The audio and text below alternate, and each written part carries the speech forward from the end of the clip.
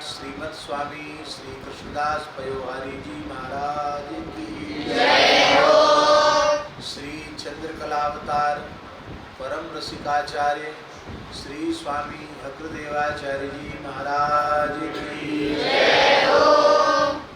श्री स्वामी नाभाचार्य जी महाराज की जय हो। श्री स्वामी जानकी वल्लभाचार्य जी महाराज की जय हो। सद्गुरुदेव श्री रणछोड़दास जी महाराज की जय हो। श्री स्वामी शालिग्रामाचार्य जी महाराज की जय हो। साकेतवासी पूज्यपाद श्री रेवासा महाराज की जय हो। यज्ञेश्वरी जगत जननी गौ माता की जय हो। सब संतन की जय हो। सब विप्रन की जय हो। श्री रेवासा धाम की जय हो। श्री सालासर बालाजी महाराज की जय हो। श्री जीर्ण माता जी की जय हो।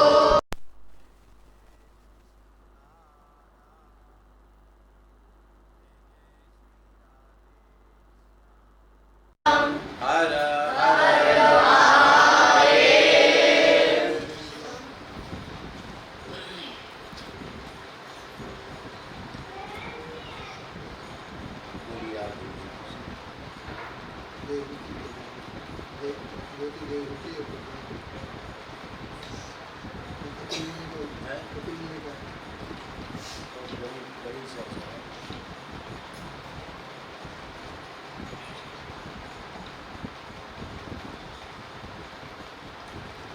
महाराज पूछ रहे हैं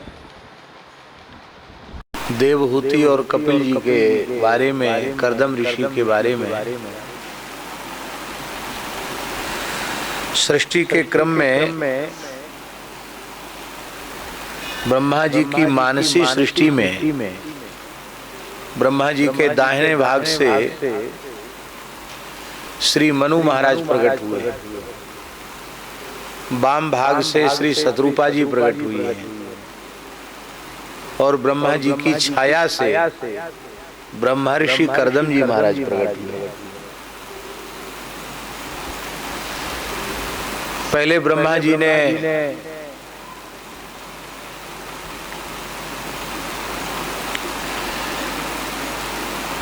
पांच प्रकार के अज्ञान की सृष्टि की, जिसको पंच परवा अविद्या कहते हैं। उसको देखकर ब्रह्मा जी को प्रसन्नता नहीं हुई, तब उन्होंने पुनः भगवान का ध्यान किया तो भगवान चार रूपों में प्रकट हुए, श्री सनक सनंदन सनातन और सनत कुमार। इसको बढ़ाओ थोड़ा माइक को।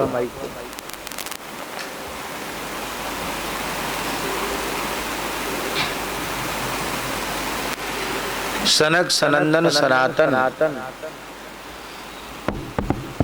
और सनत कुमार के रूप।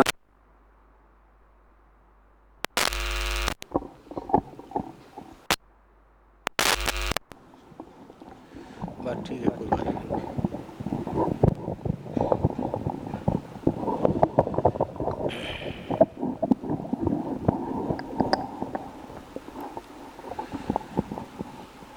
ठीक है, ठीक, कोई बात नहीं। सनक सनंदन सनातन सनत कुमार के रूप में भगवान चार रूपों में भगवान प्रकट हुए। भगवान सनकादिक निवृत्ति पथ के आचार्य हैं। किसके पथ के आचार्य हैं? निवृत्ति जानते हो? नहीं जानते हो। प्रवृत्ति जानते हो? दो मार्ग हैं। कौन कौन से मार्ग हैं? एक प्रवृत्ति और दूसरा निवृत्ति। तुम इधर आ जाओ। हाँ, क्या नाम है तुम्हारा? अनुपम जी इधर आइए।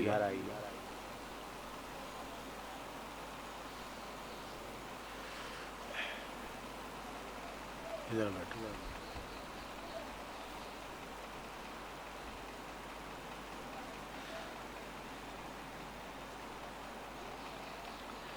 दो मार्ग हैं, एक मार्ग है प्रवृत्ति और एक मार्ग है निवृत्ति।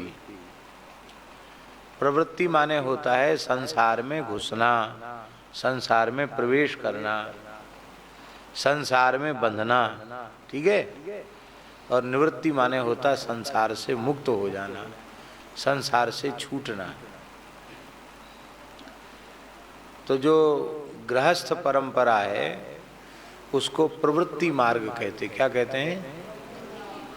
ये छूटने का मार्ग नहीं है, ये बंधने का मार्ग है। स्त्री से, पुत्र से, परिवार से, नाते रिश्तेदारों से, संसार के व्यवहार से मनुष्य बंध जाता है। यदि भजन नहीं करता तो उसी में आसक्त हो जाता है, और फिर आसक्ति के कारण जब तक आसक्ति रहेगी तब तक उसे इसी संसार के चक्र में पड़े रहना पड़ेगा, ऐसी भटकता रहता है। तो दूसरा मार्ग क्या है? निवृत्ति। निवृत्ति माने संसार से छूटने का रास्ता। तो अब प्रश्न ये है कि भगवान ने हमको बंधने के लिए बनाया है कि छूटने के लिए? हैं? हैं? हाँ, छूटने के लिए भगवान ने हमको बनाया है, बंधने के लिए नहीं। क्योंकि जो मानव शरीर है ना, साधन धाम मोक्ष कर द्वारा, पाए न जहि परलोक सम्हारा, सो परत्र दुख पावई, सिर धुन धुन पछताए, काल ही कर्म ही ईश्वर ही मिथ्या दोष लगाए। ये मोक्ष का साधन है मानव शरीर। तो मनुष्य जन्म का प्रयोजन प्रवृत्ति नहीं है। राम गोपाल दास जी, प्रवृत्ति साधन नहीं है, प्रवृत्ति लक्ष्य नहीं है मनुष्य जन्म का। मनुष्य जन्म का लक्ष्य प्रवृत्ति न होकर निवृत्ति ही है। छूटने के लिए ही भगवान ने हमें मनुष्य बनाया है। अब संसार में प्रवृत्ति हमारी किसी एक जन्म से बनी हुई है क्या? पता नहीं कितने जन्म हो गए संसार में प्रवृत्ति हुए, तो वो प्रवृत्ति छूटती नहीं है, ठीक है। आसक्ति छूटती नहीं है, ममता छूटती नहीं है। तो भीतर से छूट नहीं रही है और बाहर से छोड़ने का नाटक करोगे तो सब काम गड़बड़ हो जाएगा। तो वैराग्य यदि भीतर परिपक्व नहीं है, पूर्ण वैराग्य नहीं है, तब उन लोगों के लिए ये मार्ग बताया कि छूटना तो तुमको भी है, पर तुम्हारे मन में अभी राग है भोगों के प्रति, संसार को भोगने की इच्छा तुम्हारे मन में है, तो तुम इस मार्ग से जाओ। तो ब्रह्मचर्य से पहले क्या है? गृहस्थ। गृहस्थ क्या है? प्रवृत्ति। और गृहस्थ के बाद फिर निवृत्ति, वानप्रस्थ। वानप्रस्थ में भी घर छोड़ना पड़ेगा, और अंतिम में है सन्यास। सन्यास तो पूर्ण निवृत्ति है। तो सीधे सीधे निवृत्ति को नहीं जा सकता, तो उसको एक रास्ता बताया कि तुम ब्रह्मचर्य से गृहस्थ में चले जाओ, अब गृहस्थ से वानप्रस्थ में जाओ, वानप्रस्थ से फिर सन्यास में जाओ। और किसी का जन्मांतरीय संस्कार बहुत अच्छा है, बचपन से अच्छे महापुरुषों की सन्निधि प्राप्त की है, शास्त्रों का स्वाध्याय किया है, भजन सत्संग किया है, और भगवान की कृपा से, संतों की, गुरुजनों की कृपा से मन संसार से हट गया, ठीक है। मन में व्याकुलता जग गई कि अब तो हमको भगवान मिलने ही चाहिए, तो फिर प्रवृत्ति में जाने की जरूरत नहीं, सीधे ब्रह्मचर्य से सन्यास की ओर चले जाए। तो मनुष्य जन्म का लक्ष्य प्रवृत्ति न होकर निवृत्ति है। ये बात सबको समझाने के लिए भगवान आए थे, इसलिए भगवान 4 रूपों में आए, सनक, सनंदन, सनातन और सनत कुमार। और चतुर्भुज रूप में नहीं आए भगवान। किस रूप में आए? द्विभुज रूप में। जैसे मनुष्य का आकार होता है, ऐसे 2 हाथ पैर वाले मनुष्य के आकार में भगवान आए। वो एक रूप में नहीं आए, कितने रूपों में आए? 4 रूप। चार माने क्या होता है जानते हो? एक माने एक वचन, दो माने द्विवचन, और तीन माने और चार माने बहुवचन। तीन, दो के बाद जो भी है वो बहुवचन है, चाहे तीन कहो, चाहे पांच कहो, चाहे हजार कहो, लाख कहो, सब बहुवचन है। तो चार रूपों में इसलिए भगवान आए कि संपूर्ण मनुष्यों को उपदेश देने के लिए कि लक्ष्य जो है वो प्रवृत्ति नहीं है, लक्ष्य तो निवृत्ति है। छूटने के लिए तो मनुष्य बने हो। तो ब्रह्मा जी ने कहा कि तुम तपस्या करो और सृष्टि का विस्तार करो। तो सनकादिक भगवान बोले कि हम तो दो काम नहीं करेंगे, एक ही करेंगे, तपस्या ही करेंगे, संतान पैदा नहीं करेंगे, प्रवृत्ति धर्म का आश्रय नहीं लेंगे, गृहस्थ नहीं बनेंगे, भजन करेंगे। तो ब्रह्मा जी को थोड़ा क्रोध आ गया। बाप की बात बेटा न माने तो बाप को क्रोध आएगा कि नहीं आएगा? गुरु जी की बात चेले न माने तो गुरु जी को गुस्सा आएगा कि नहीं आएगा? तो ब्रह्मा जी को गुस्सा आ गया। अरे कैसे नालायक हैं बताओ, हमारी बात नहीं मानते, कहते हम आपकी पूरी बात नहीं मानेंगे, हम तो केवल भजन ही करेंगे। तो ब्रह्मा जी को रोष आया। तो ब्रह्मा जी के भौहों से एक तेज प्रकट हुआ क्रोध के कारण। वह तेज एक बालक के रूप में परिवर्तित हो गया। वही हुए भगवान शिव। कौन हुए? सवै रुरोध भगवान देवानामपि पूर्वजः। भगवान शिव रोने लग गए। रोने से उनका नाम पड़ा रुद्र। तो शंकर जी कुछ दिन दूध पिए होंगे, घुटरुवन चले होंगे, फिर उंगली पकड़ के चढ़ना सीखे होंगे, फिर किसी विद्यालय में पढ़ने गए होंगे। ऐसा कुछ नहीं हुआ। तो जन्म लेते ही बालक और बालक होते ही बड़े हो गए।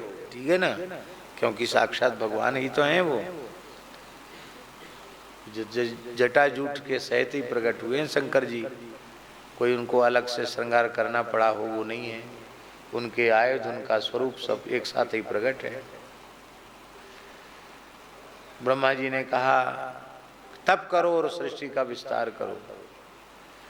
शंकर जी भी यही चाहते थे कि हम प्रवृत्ति में नहीं फंसे, हम भजन ही करें।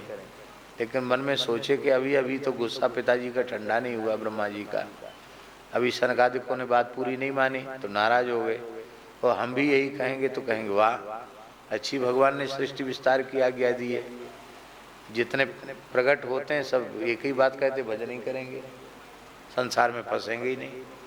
तो संसार में नहीं फंसेंगे तो संसार कैसे आगे बढ़ेगा? ब्रह्मा जी का तो यही अभीष्ट है ना कि सृष्टि आगे बढ़े। तो शंकर जी ने कहा कि ठीक है, तो बताओ फिर हमका हमारा ब्याह कराओ और हमको रहने की जगह बताओ। तो ब्रह्मा जी ने कहा ठीक है। तो शंकर जी के 11 स्वरूप हैं। कितने स्वरूप हैं? तो 11 स्वरूप शंकर जी के हुए और 11 रुद्राणियों से उनके विवाह हुए। 11 रुद्र और 11 रुद्राणियां। रुद्राणियां माने रुद्र की शक्ति, रुद्र की पत्नी। उनसे भगवान शंकर ने सृष्टि विस्तार की, अजर अमर सृष्टि पैदा की। कैसी सृष्टि? न कभी बूढ़ी होगी और न कभी मरेगी, ऐसी सृष्टि पैदा की। वो हैं तो सब जीवन मुक्त भगवान शंकर के पार्षद, लेकिन वो आकृति उनकी ऐसी है, भूत प्रेत पिशाच बेताल कूष्मांड इन सब की इतनी भयंकर सृष्टि की कि करोड़ों की सृष्टि, एक दो की सृष्टि नहीं की ब्रह्मा शंकर जी ने, करोड़ों की। उनको देख के ब्रह्मा जी को पसीना आ गया। बोले रे राम राम, अभी सृष्टि तो बनी तो है ही नहीं, हम बनाते चले जाएंगे और तुम्हारे गण सब सफाया करते चले जाएंगे, सब सफा चट कर देंगे। कैसे खाएंगे नहीं, इनको तो देख के प्राण निकल जाएंगे। इतने भयंकर भूत प्रेत हैं कि इनको देख के ही प्राण निकल जाएंगे। तो ब्रह्मा जी बोले बस बस अब मत करो सृष्टि विस्तार। क्यों? ऐसी सृष्टि बनाओ कि जो मरे भी बोले हमने ऐसी बनाएंगे नहीं जो बन के बिगड़ जाए, तो बोले तुम मत बनाओ, अब महाप्रलय के समय इन सब का उपयोग कर लेना, अभी तुम कैलाश में रह के भजन करो। भूयस्त्वम तप आतिष्ठ सर्वभूत सुखावहम, सबको सुख देने वाला तप करो। शंकर जी आज भी भजन कर रहे हैं। तो शंकर जी ने भी बात तो मानी, पर ऐसी बात मानी कि ब्रह्मा जी को मना करना पड़ा। उत्तम आज्ञा पालक कौन? एक कहता हम आधी बात मानेंगे आधी नहीं मानेंगे, तो उत्तम आज्ञा पालक माना जाएगा। और एक कहे हम मानेंगे तो सही, पर ऐसी मानेंगे कि आज्ञा देने वाला ही मना कर दे कि भैया आप हाथ जोड़ते हम मत करो। बहुत से लोग ऐसे होते हैं, एक बार में ही ऐसा काम कर देंगे कि दोबारा वो कहने की हिम्मत ही नहीं जुटा पावे। यद्यपि हमारी यह गलती ही थी, भूल थी, पर बचपन की बात है। हम विद्यार्थी जीवन में थे, शायद तुम्हारी कितनी उम्र है? यही आई रही होगी हमारी। तो श्री सुदामा कुटी में एक महापुरुष थे, उनका नाम था काका जी। नाम तो दूसरा था पर सब काका जी काका, बहुत अच्छे संत थे। तो हमको बुलाते सवेरे सवेरे 8-9 बजे, और फिर कहते हमारा दूध हटाओ। उस समय उनका वैसा स्टोव चलता था, मिट्टी का तेल भरने वाला, ऐसे जिसमें हवा भरते हैं ना, हवा भरते हैं, ऐसा पीतल का स्टोव था पुराना, अब तो दिखाई नहीं पड़ते हैं, हवा भरने वाले स्टोव। और उसमें बासर रहता है, बासर खराब हो जाता है, उसमें सरसों का तेल लगाना पड़ता था। और फिर उसमें तेल निकलता, हवा भरने के बाद उसको घुमाने से, और फिर उसमें कहीं कचरा आ जाता तो एक पिन रहती थी, उस पिन को लगा के उसका कचरा साफ किया जाता है। और फिर उसमें तीली लगाने से झर झर झर झर झर झर ऐसे आवाज़ करते हुए अग्नि जलती थी, और हवा लगा दो तो और तेज हो जाती थी, ऐसा। तो उस पे मध्य आंच पे ओटाओ दूध, एक पतीली दूध ओटाते ओटाते ओटाते ओटाते उसको आधे से भी कम कर दो, लगना चाहिए नहीं, तो घोंटते रहो लगातार। अब हमारा कम से कम काफ़ी समय उसी में खराब हो जाएगा, 1.5-2 घंटा का, 1-1.5 घंटा तो कम से कम लग ही जाए उसी में। हम पढ़ते थे तो हमको बड़ा भारी मन में कष्ट हो कि ले साहब, फिर वो बर्तन मांजो, लग गया नीचे तो बर्तन मांजो, यूँ करो, तो फिर कोई ना कोई फिर कहते अच्छा अब यहाँ झाड़ू लगा दो, कि ये तो बढ़िया काम है, 2-3 घंटा एक काम पूरा हुआ, दूसरा काम बता दिया। ये तो खराब बात नहीं है, अच्छी बात है, सेवा तो करनी चाहिए, लेकिन हमारी पढ़ाई छूटती थी तो हमको कष्ट होता था। तो 5-7 दिन के बाद एक दिन हम हवा भरते ही चले गए उसमें स्टोव में, और इतना तेल फैला, इतनी जोर की आग लग गई कि लगे पूरा कमरा जल जाएगा उनका। और हम चिल्लाए आग लगी आग लगी आग। आग तो लगाई थी, लगी थोड़ी थी, आग लगाई तब लगी, नहीं काहे को लगती आग। चिल्लाए आग लगी आग लगी आग लगी। तो वो बेचारे दौड़े हुए आए, अरे राम राम राम राम, बड़ी दुर्घटना हो जाती आज तो, सब तेल फैल गया है। तो वहाँ तेल का कनस्तर रखा हुआ है, वो फैल जाता, वहाँ प्लास्टिक का कनस्तर, उसमें आग पकड़ लेती तब तो आज अनर्थ हो जाता, पूरे स्थान में आग लग जाती। बोले कल से यहाँ मत आना, आज तुमने पूरे स्थान में आग लगा दी होती, कल से यहाँ मत आना। हमने कहा महाराज जी जो आज्ञा, यही आज्ञा के लिए तो हमने ऐसा काम किया था, और आप लोग ऐसा मत करना। हमको याद आती तो हमको मन में प्रसन्नता नहीं होती, ग्लानि होती है, ऐसा नहीं करना चाहिए। लेकिन बचपन था, कर दिया ऐसा। तो आज्ञा पालन उसी को कहते हैं जिसमें अपनी बुद्धि का प्रयोग न किया जाए। अपने से बड़े जो आज्ञा दें उसको श्रद्धा पूर्वक पालन किया जाए, उसको आज्ञा पालन कहते हैं।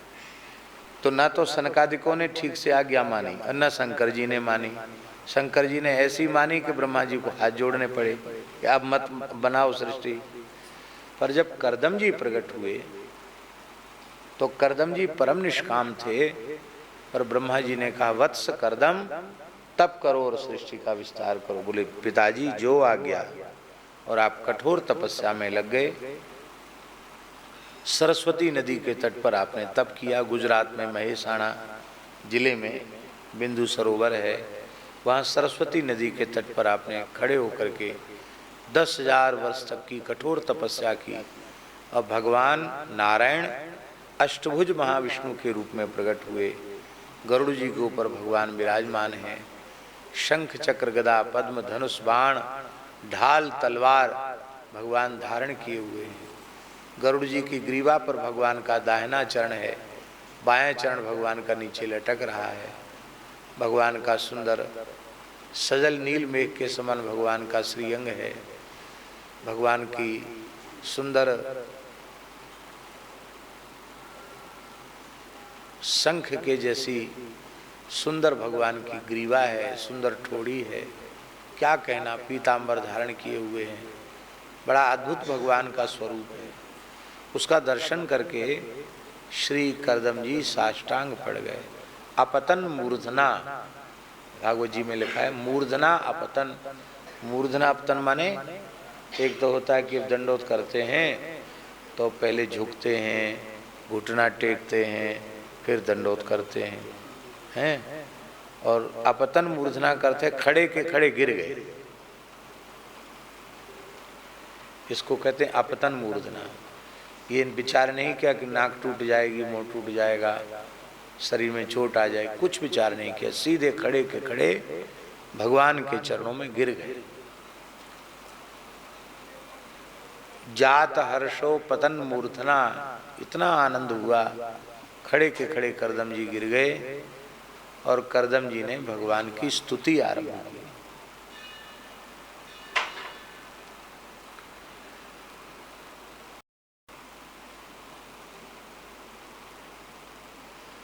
बोलो करदम जी की स्तुति का श्लोक बोलो। तो कैसे भागवत की विद्यार्थी हो तुम? ऋषि रुवाच, बोलो आगे।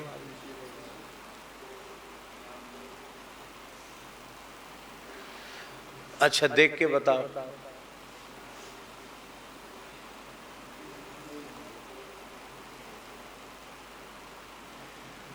जुष्टम बताद्या किल शक्तिरासे,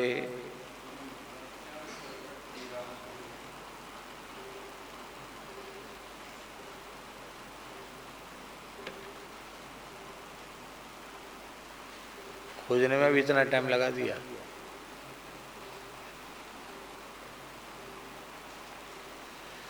तो करदम जी महाराज ने भगवान की बड़ी सुंदर स्तुति की, और स्तुति करके करदम जी ने, आ गया श्लोक बोलो, खूब जोर से बोल, यहाँ तक आवाज आए, बढ़िया से बोलो।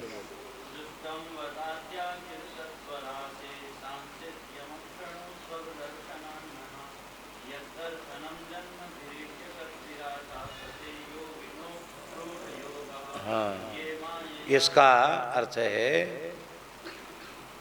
फिर से बोलो श्लोक।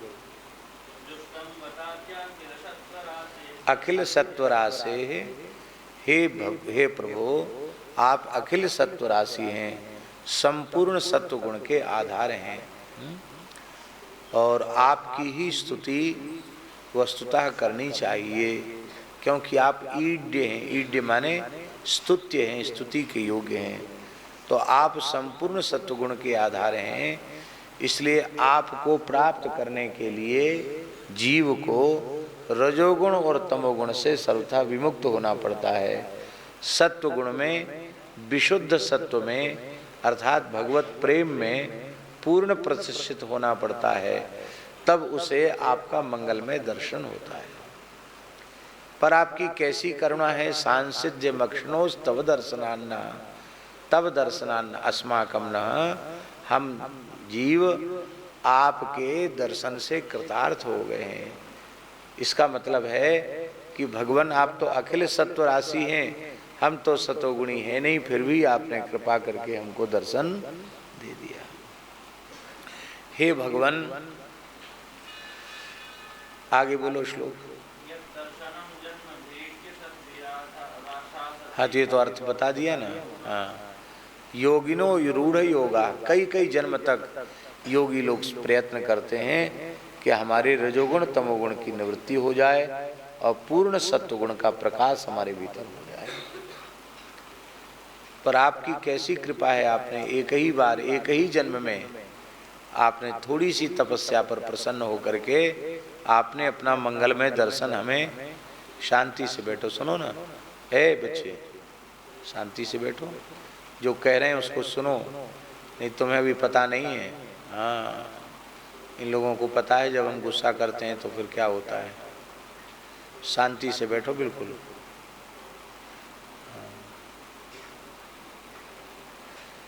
जब पढ़ाते थे तब कैसी पिटाई करते थे, इनको पूछ लो राघवेंद्र दास जी को। इसलिए ऐसा नहीं है, तुम लोग जो है ना गंभीरता से ये सब बात तुम्हारे जीवन के लिए उपयोगी है, इसलिए ध्यान से सुनो। जब कोई भी व्यक्ति बड़ा अध्यापक पढ़ाने लग जाए तो भी सावधान होकर सुनना चाहिए। कोई भी बड़े आमे कुछ अच्छी बात कहते हैं तो सावधान होकर सुनना चाहिए।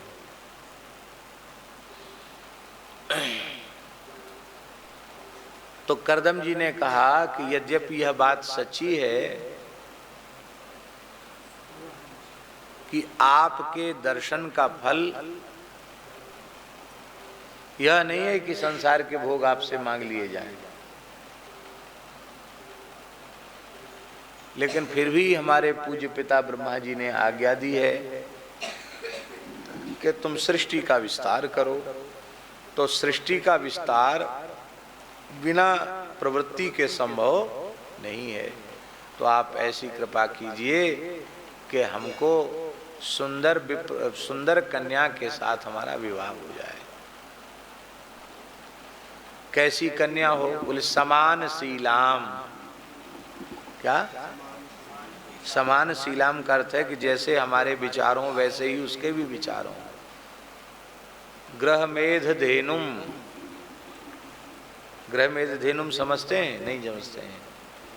आपके घर में दूध की जरूरत थी और गैया लेके आप आए, बढ़िया सुंदर वेद लक्षणा भारतीय देसी गाय लेके आप आए।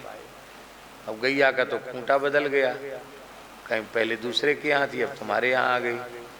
तो 10-5 दिन गैया पैर भी चलाएगी और मुंह भी चलाएगी, सिर भी चलाएगी, सींग भी चलाएगी। खूंटा पे जमने में समय लगता है कि नहीं गैया को? और तुम्हारे अपने घर की ही गैया है और उसने बछिया दी और खूब बछिया ने दूध पिया, खूब तुमने उसको हाथ फिराया और वही बछिया फिर सयानी हो गई, वो गैया बन गई। तो वो कितनी सीधी होगी, क्योंकि उस तो पैदा ही वही हुई है, खूंटा उसका बदला नहीं।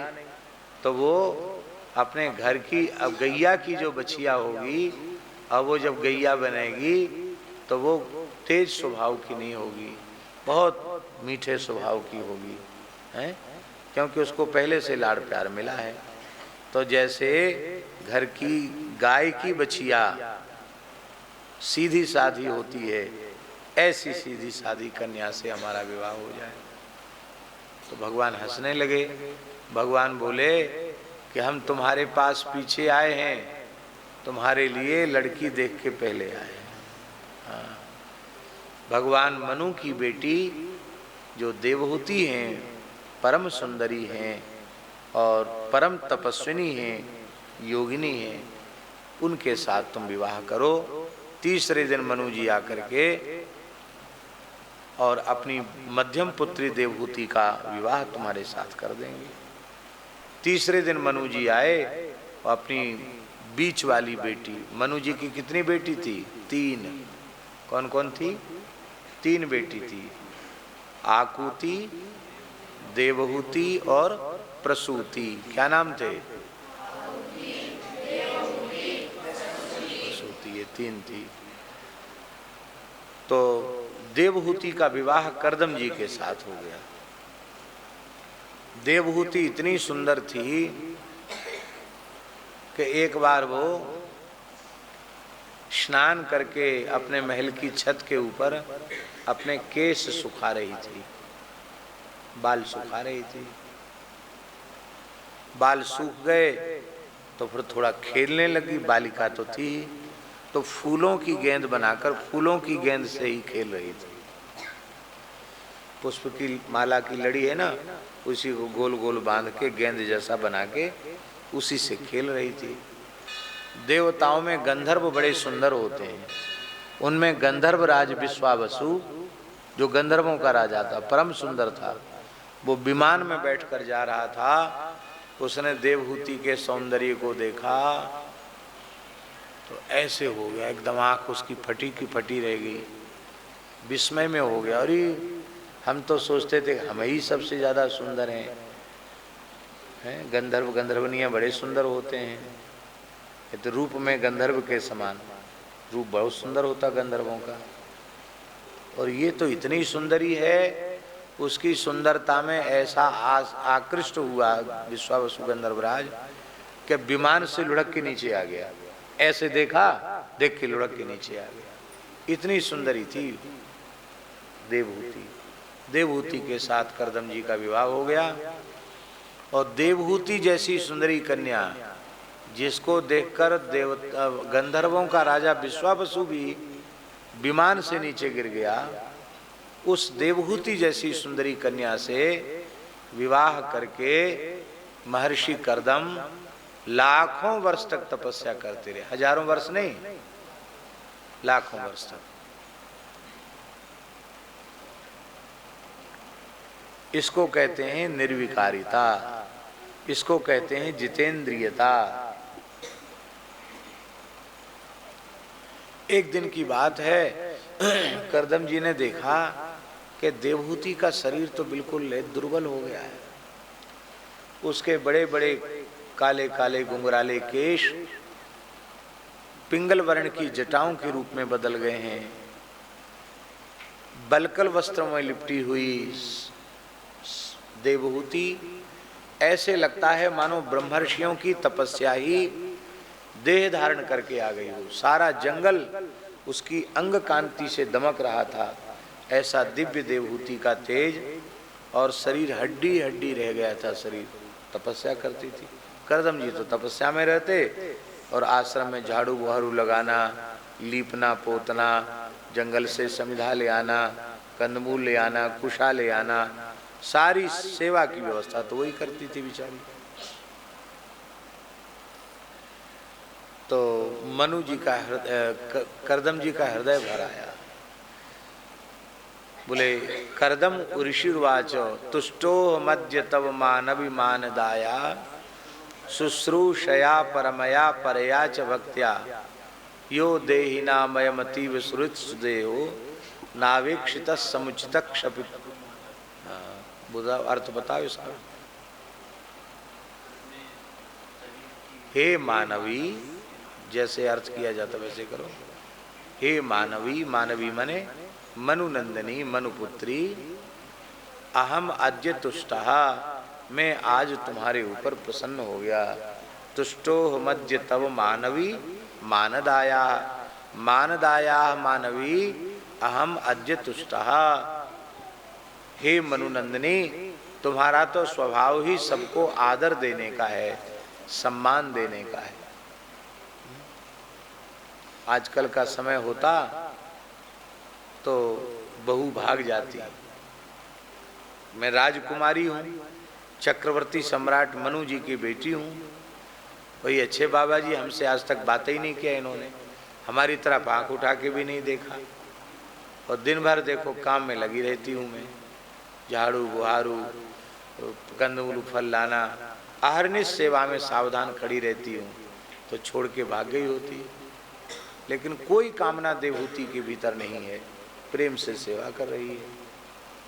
तो मेरे जैसे तपस्वी के प्रसन्न होने पर फिर तुम्हारी कोई भी इच्छा अधूरी नहीं रह सकती। इसलिए तुम अपनी इच्छा व्यक्त करो। तो देवहूति माता ने कहा कि भगवान, आपने मेरे पिताजी के सामने यह प्रतिज्ञा की थी कि मैं तब तक गृहस्थ आश्रम में रहूंगा जब तक संतान नहीं हो जाएगी। संतान का जन्म होते ही मैं संन्यास ग्रहण कर लूंगा, क्योंकि उनके जीवन का लक्ष्य प्रवृत्ति न होकर के निवृत्ति ही था। तो कहीं आप गृहस्थ धर्म वाली बात भूल तो नहीं गए? तपस्या करते करते भूल गए हो? तब उनको याद आया, वस्तुतः वो भूल ही गए थे, उनको तब याद आया।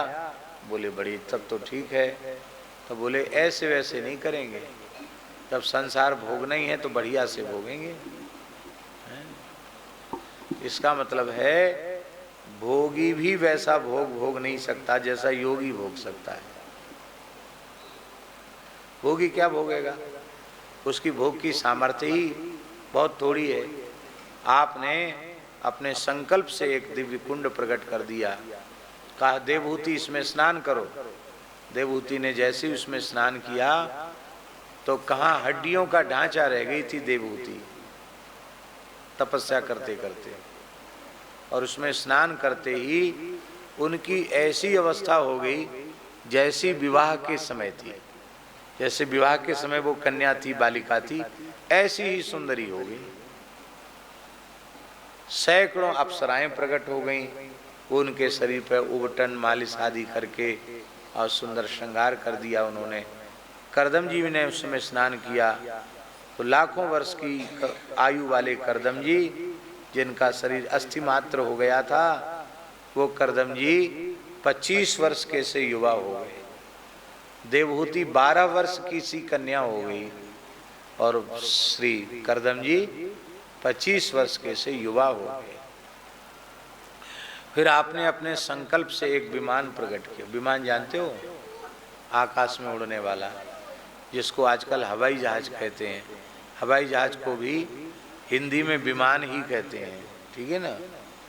भारतीय विमान, वो विमान ही था। पर ये हवाई जहाज कुछ नहीं लगता उस विमान के सामने। श्री करदम जी ने संकल्प किया और संकल्प से ही सृष्टि कर दी।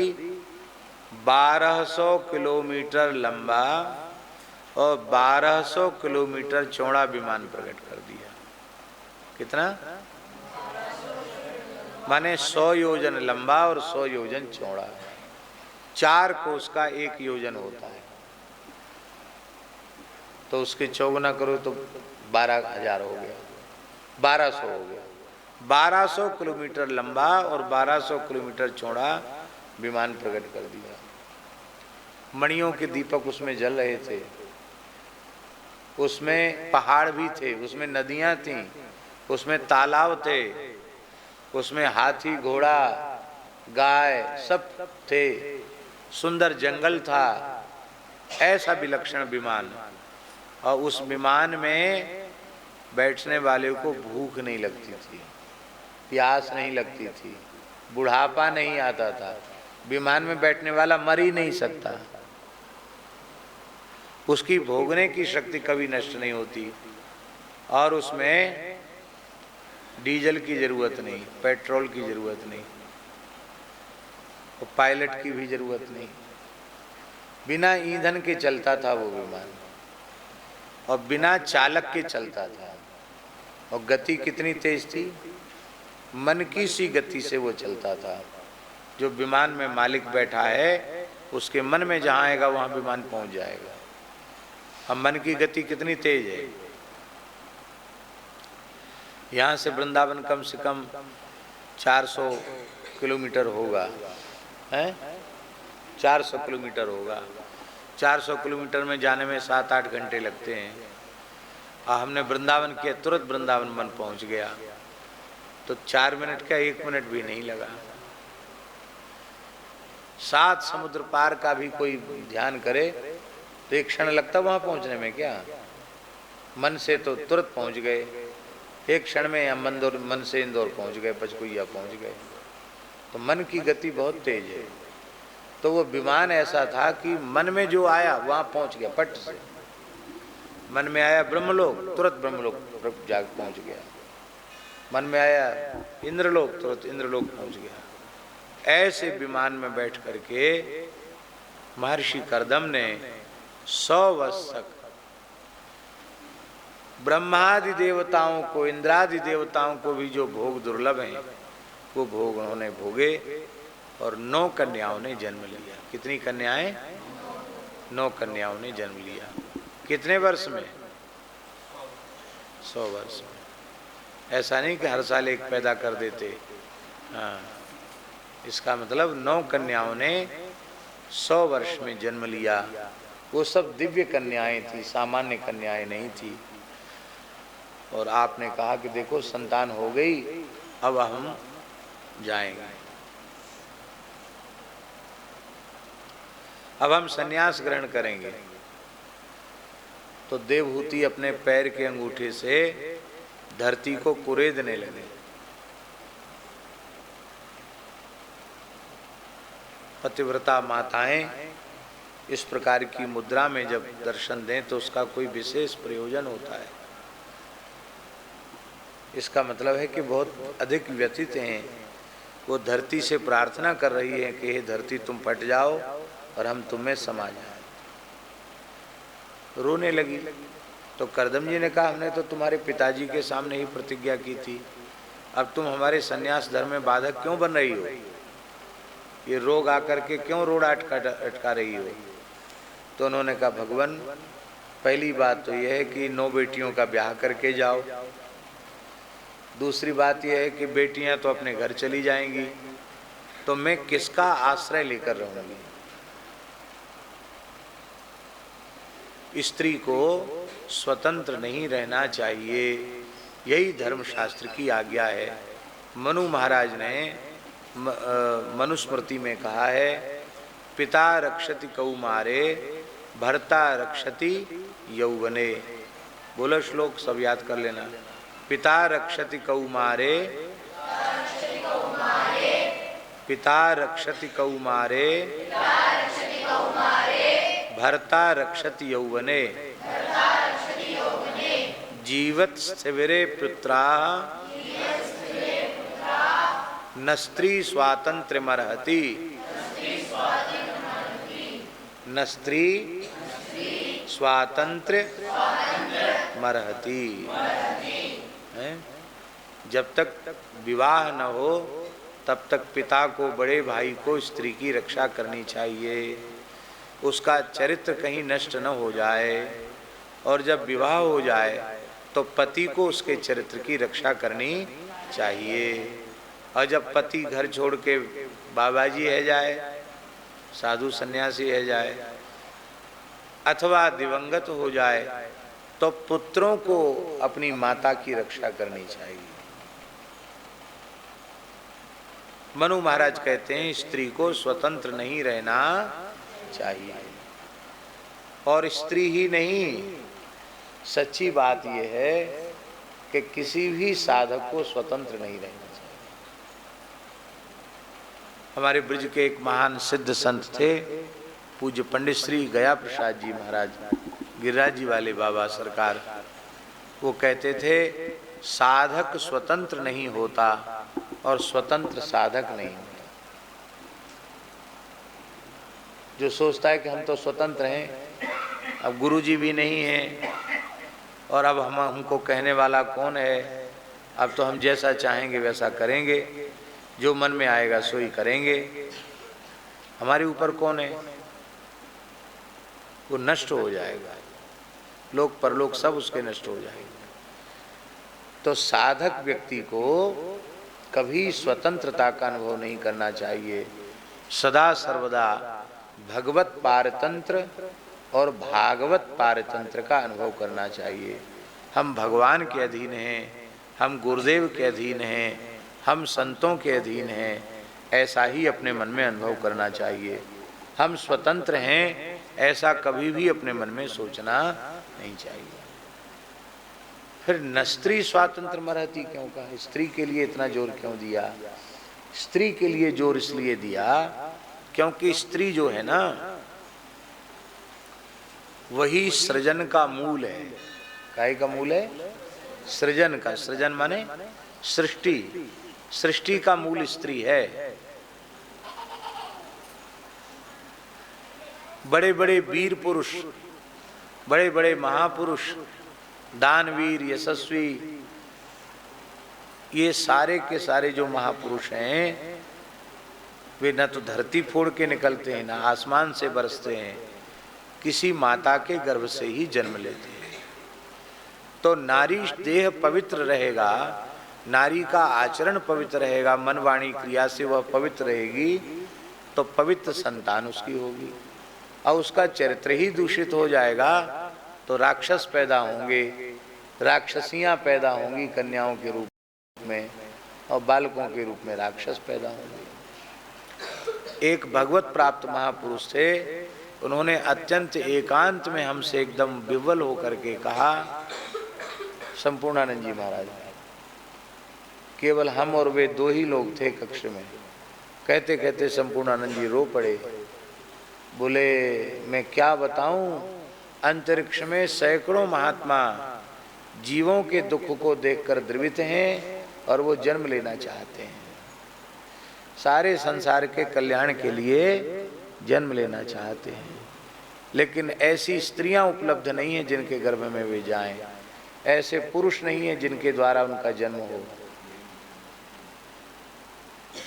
तो बोले अब और ज्यादा क्या होगा, और अधिक चरित्र नष्ट होता चला जा रहा है। विवाह के पूर्व ही स्त्रियों का चरित्र नष्ट हो जाता है। लंबी आयु तक विवाह होते नहीं, कॉलेज में सह शिक्षा की व्यवस्था है, विवाह के पहले ही दुर्भाग्य से कितनी बार गर्भपात हो जाते हैं।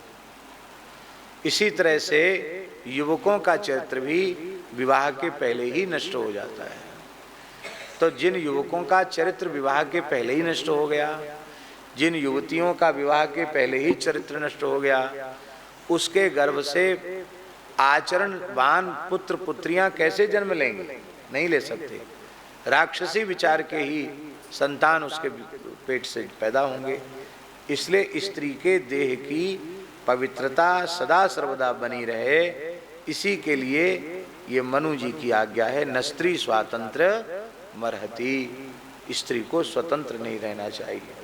तो बेटियां तो घर चली जाएंगी और आप तो सन्यासी हो रहे हैं, और जब तक ब्याह नहीं हो तब तक तो पिताजी हैं।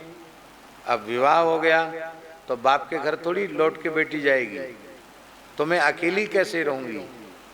बिना आश्रय के स्वतंत्र जीवन यापन कैसे करूंगी? क्योंकि नारी को स्वतंत्र रहने की आज्ञा नहीं है। तब उनको याद आ गया कि अरे अभी भगवान का अवतार तो हुआ ही नहीं, भगवान ने कहा था मैं अवतार लूंगा। तब भगवान, तब करदम जी कुछ दिन और रुक गए, और उस समय देवहूति माता के गर्भ से भगवान कपिल प्रकट हुए। कपिल भगवान ने करदम जी को सन्यास की आज्ञा दी। ये ऐसा अवतार है जो सिद्धावतार है। भगवान ने दूध पिया हो, बाल लीला की हो, ऐसा नहीं है। जन्म लेते ही भगवान कपिल ऋषि के रूप में प्रकट हुए हैं और उन्होंने अपने पिता को आशीर्वाद दिया। भगवान है, पुत्र बन के थोड़ी आए, भगवान बन के आए। बोले गच्छ कामम मया पृष्ठो, ये गच्छ अपने से बड़ों के लिए कहा जाता। गच्छ किसके लिए कहा जाता है? छोटे के लिए कहा जाता है गच्छ।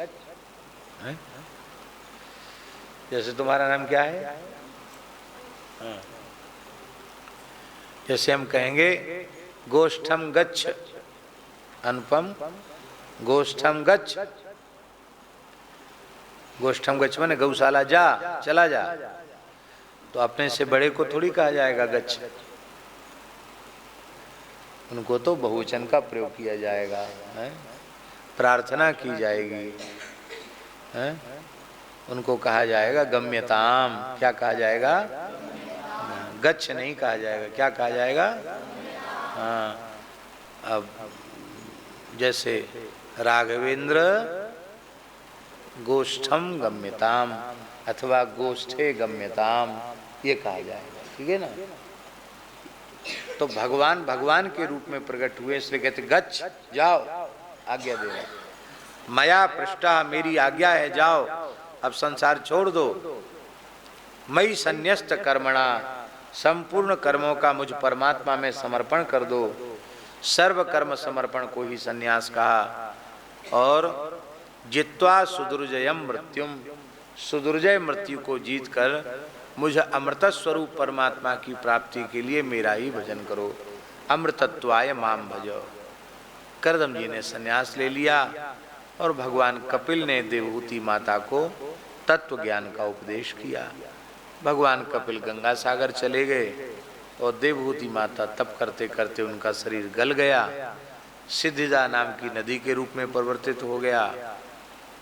आज भी सिद्धिदा नदी है।